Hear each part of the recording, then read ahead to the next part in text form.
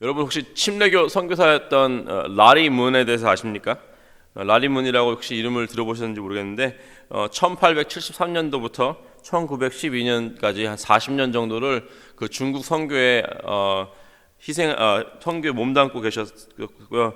결국에는 이제 영양실조로 인해서 72세의 나이로 돌아가셨습니다. 돌아가실 때 이 몸무게가 50파운드밖에 안 됐다고 그럽니다.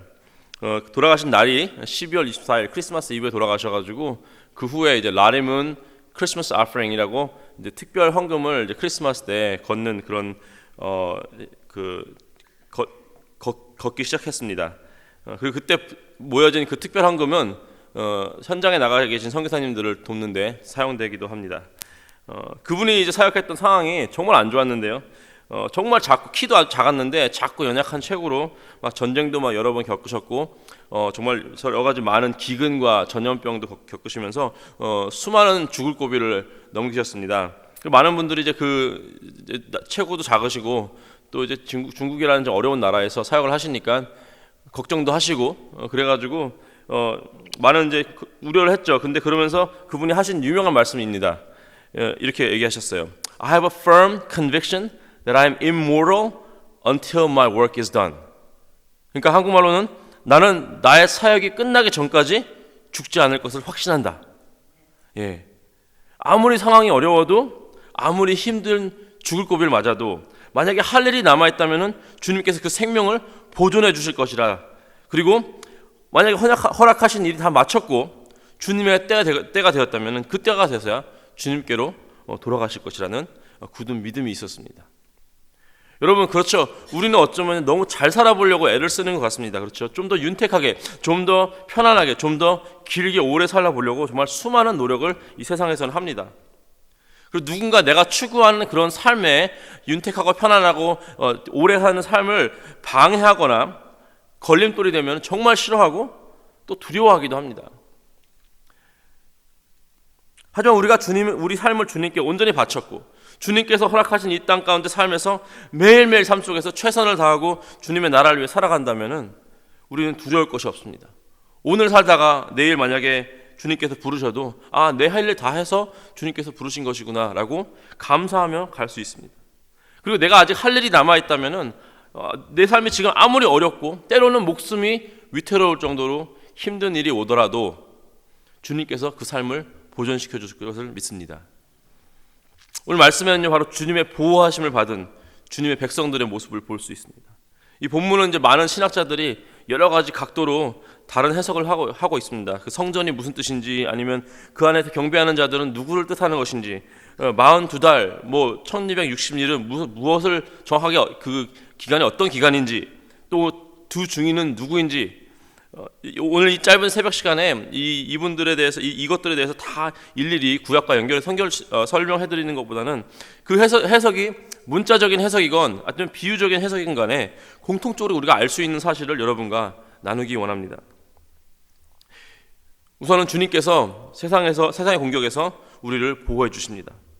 1절과 2절 보시면요, 주님께서는 요한에게 이 지팡이와 같은 갈대를 주시면서 말씀하십니다. 자 한마디로 성전과 제단의 사이즈를 재라 하십니다. 그리고 그 안에서 하나님을 경배하는 주의 백성들의 숫자를 세라라고 하십니다.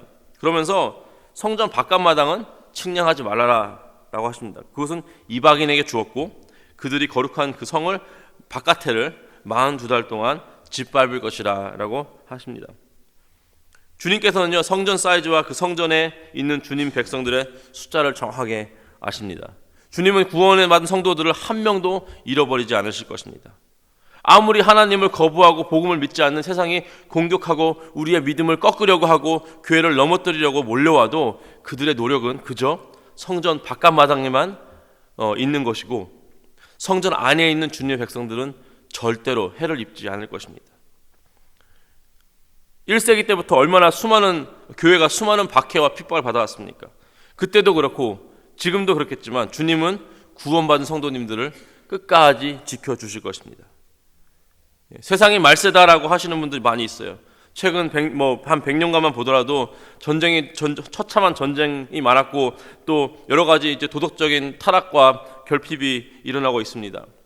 이런 세속적인 것들이 교회 안에서도 많은 영향을 끼치는 것이 분명합니다. 아무리 세상이 교회를 공격해도 그냥 바깥에서 시끄러운 것뿐입니다. 그 어떠한 사회적인 변화나 도덕적인 어떤 움직임이나 나라와 정부의 변화에도 주님을 온전히 믿는 주님의 백성들은 믿음이 변치 않을 것입니다. 저희 집 옆에 소방서가 하나 있는데 가끔씩 이제 불이 나면은 막 사이렌 켜고 막 출동을 합니다. 그럼 밖에서는 막 시끄럽고 막 난리가 나겠죠.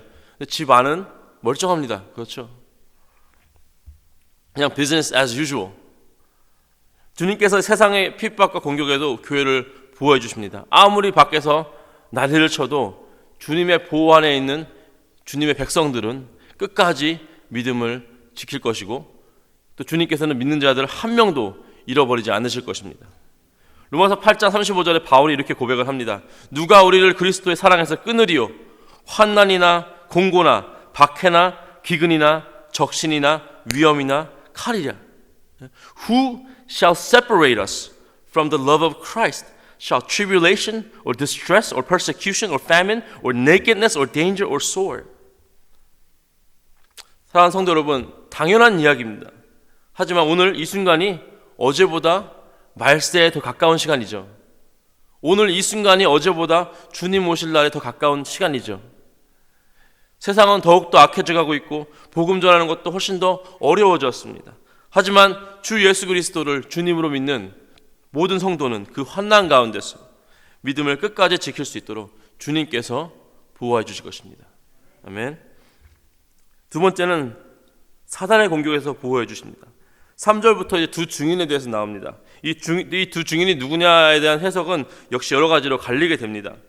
어떤 특정 인물로 해석하시는 분들도 있고 모세나 엘리야 뭐 그렇습니다. 그리고 또 교회로 그 말세까지 끝까지 주님께 순종하고 복음을 위해 희생하는 교회로 본 해석하는 신학자들도 있습니다. 매일 성경에서도 교회로 해석을 하고 있고 저도 개인적으로는 교회라고 보고 있습니다. 근데 그 해석의 차이에 집중하는 것보다는 그 두 증인이 무엇을 했는가를 보기 원합니다. 하나님께서 그 두 증인에게 권세를 주셔서 주님께서 이 정하신 기간을 뜻하는 1260일의 기간 동안 예언을 하게 됩니다.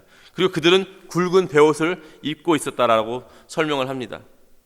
이 굵은 베옷, 성경에서 굵은 베옷은요, 죽은 자를 뭐 애도할 때, 창세기에 나왔던 말씀처럼, 아니면 나라의 커다란 어려움이나 재앙에 닥쳤을 때, 아니면 회개할 때, 회개함을 표현할 때 입는 것이었습니다. 또 구약의 선지자들도 하나님의 말씀을 선포할 때, 회개의 말씀을 선포할 때 굵은 베옷을 입기도 했습니다. 그 두 증인이 이 교회를 나타내든지 아니면은 뭐 모세나 엘리야 같은 어떤 특정 인물을 나타내든지 그들이 전한 메시지가 무엇이었냐면은 바로 회개의 메시지였습니다. 복음의 메시지였습니다. 너희 죄를 회개하고 주님께 돌아오라는 메시지였습니다. 세상은요 다른 복음을 이야기합니다. 예수 믿으면 그냥 이 땅 가서 잘 살고 잘 먹고 잘 살 거다. 잘 나갈 거다. 성공할 거다. 그런 복음은요 누구나 좋아하고 누구나 반기는 메시지입니다. 그런 메시지만 전하는 교회는 사람이 당연히 늘어나게 됐습니다. 들어가면 좋은 얘기만 들으니까. 죄에 대한 얘기는 이제 하지 않습니다. 하지만 진정한 복음의 중심에는요 우리가 죄인임을 철저히 깨닫고 주 예수 그리스도밖에는 우리를 구원하실 분이 없다라는 사실을 인정해야 한다는 메시지가 있습니다.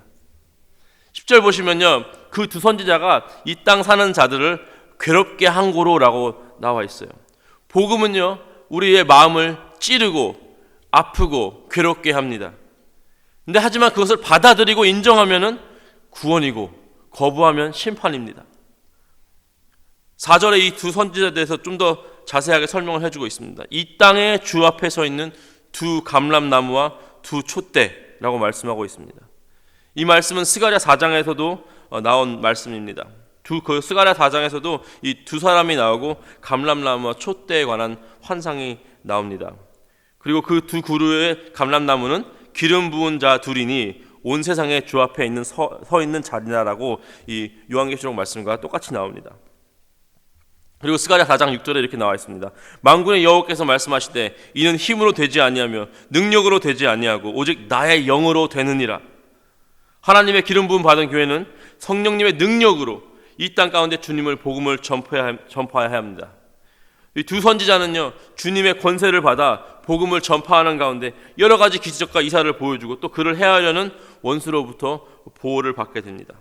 입에서 불이 나오는 것처럼 주님의 말씀과 권능의 능력으로, 말씀의 권능과 능력으로 모든 것을 이겨낼 수 있습니다. 마치 예수님께서 광야에서 마귀의 시험을 주님의 말씀으로 이겨냈던 것처럼 주님의 말씀으로 교회는 원수를 물리쳐야 합니다. 사단은요, 호시탐탐 교회를 넘어뜨리려고 노리고 있습니다. 교회 리더십을 무너뜨리고 갖가지 싸움과 분란을 일으킵니다. 그래서 우리는 주님 말씀으로 무장이 되어 있습니다. 주님 말씀이면 무조건 순종하는 마음도 있어야 하고요. 그래야 어떠한 사단의 공격에서도 이겨낼 수 있습니다. 말씀을 떠난 교회는 절대로 살아남을 수가 없습니다. 6절 보시면요, 성령님의 능력과 이 주님 말씀으로 무장한 이 두 선지자는 마치 엘리야와 모세와 같은 영적인 능력을 가지고 있는 것을 볼 수 있습니다. 이러한 능력으로 교회는 복음을 전하고 세상에 하나님의 심판도 선포를 하게 됩니다. 그리고 주님의 때가 되어서 예수 그리스도와 같이 이 두 증인은 잠시 동안 죽임을 당하게 됩니다. 7절에 보시면요, 그들이 그 증언을 마칠 때에, 즉 주님께서 그들에게 맡긴 사역을 다 마칠 때, 그 전까지는 아무리 사람들이 해하려고 하고 아무리 세상과 사단이 공격을 해와도 주님께서 보존하셨지만 주님의 사역 그 끝나는 순간 이 땅의 삶은 다 마무리가 되었습니다. 서론에 말씀드린 그 라리문 선교사님 말씀처럼 저희들도 주님께서 맡기신 이 사역, 이 사명이 마치기 전까지는 불사조입니다. 불사신입니다. 죽지 않을 것입니다.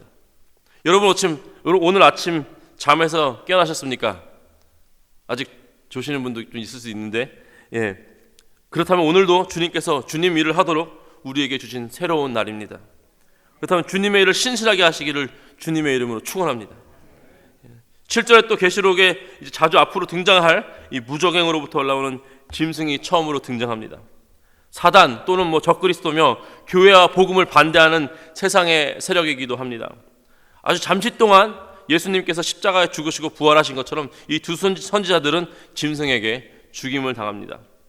7절에 다시 그들과 더불어 전쟁을 일으켜라고 나와 있는 걸 보아 어떤 사람과 사람의 개인적인 싸움이 아닌 어떤 큰 스케일의 영적 전쟁인 것을 볼 수가 있습니다.